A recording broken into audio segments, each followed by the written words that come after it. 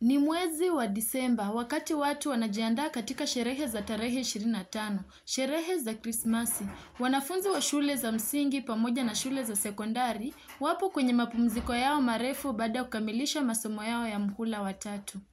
Ni katika kipindi hiki ambapo wazazi wanapata fursa ya kuwalea wanawe baada ya kutoka mikononi mwa walimu, na hivyo basi akizungumza nami mzazi mmoja kutoka maeneo ya Bukananachi, amewasihi wazazi kutumia wakati huu kuwalea wanao kwa njia za busara. Kwa majina naitwa Daniel Barasa.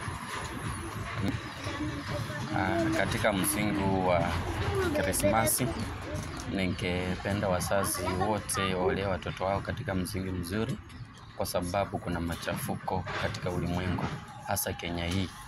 Naomba wazazi walee watoto wetu na waike mfano wa watoto wa university, kwa sababu tunaona pia wamelelewa katika msingi mbalimbali, lakini wengi wamekuwa washindi.